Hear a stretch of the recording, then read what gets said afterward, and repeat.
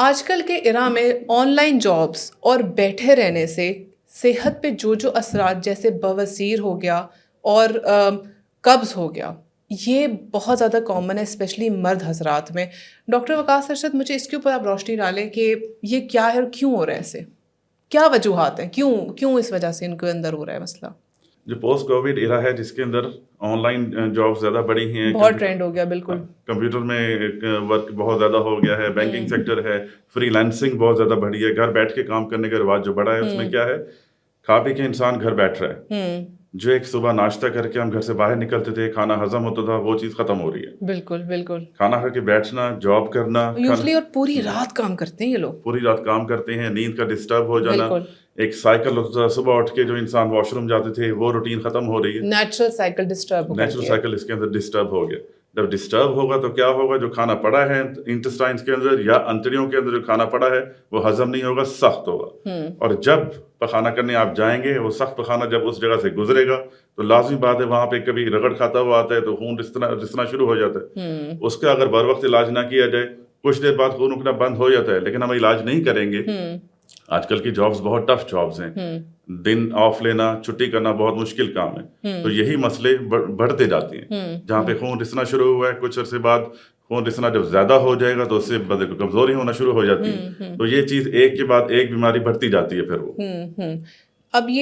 اب تو وہ آن لائن والے بیٹھے ہیں، کام کر رہے ہیں، ہمارے کہنے پہ وہ تو اپنا روٹین تو چینج نہیں کریں گے. وہ کر کیا سکتے ہیں؟ اپنی خوراک کو ماڈیفائی کریں. وہ کرتے کیا ہیں؟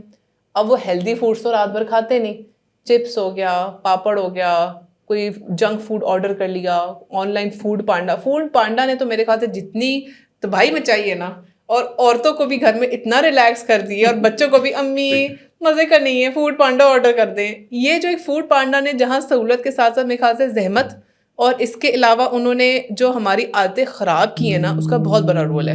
دیکھیں اس سلسلے میں تو یہی کہتا ہوں اپنے پیشنٹس کو کہ کچھ چیزیں ہیں جن کے اوپر ہم نے ان کو رعایت نہیں دینی. نو مینز نو، ہم نے وہ نہیں کرنا.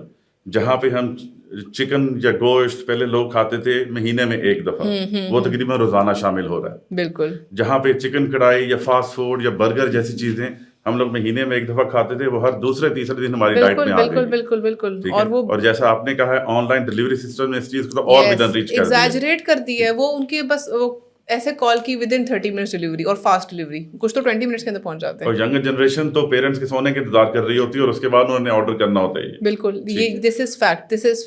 تو اس چیز پہ تو ہم رعایت نہیں دے سکتے کہ بھئی آپ کچھ رات کو کھاتے رہیں. نہیں، نو مینز نو، اس کو روکنا ہے. اچھا، اب جو رات کو جاگیں وہ آخر لے کیا کھائیں کیا؟ وہ دیکھیں اس کے اندر پھر ہم ان کو انکریج کرتے ہیں. پہلے تو ہے کہ جو ایک قدرت نے ہمارا نظام بنایا ہوا ہے کہ صبح ناشتہ سب سے زیادہ، اس کے بعد تھوڑا سا دوپہر کا کھانا اور پھر رات کا کھانا اور کم کریں. بالکل غریب کی طرح، ٹھیک ہے، بالکل فقیروں والا کھانا، اس طرح کی چیزیں رکھیں. بادشاہ کی طرح ناشتہ ہو آپ کا، اور غریبوں والا آپ کا بالکل رات کا کھانا ہونا اور اس پہ پرنسپل ہوتا تھا ناشتہ ہمیشہ ہیوی. ہمارے بزرگ بھی زور ڈالتے تھے. وہ صبح پراٹھا کھانا ہے، انہوں نے دہی کھانا ہے. کیوں؟ ان کے پاس پورا دن پڑا ہے ہضم کرنے کو.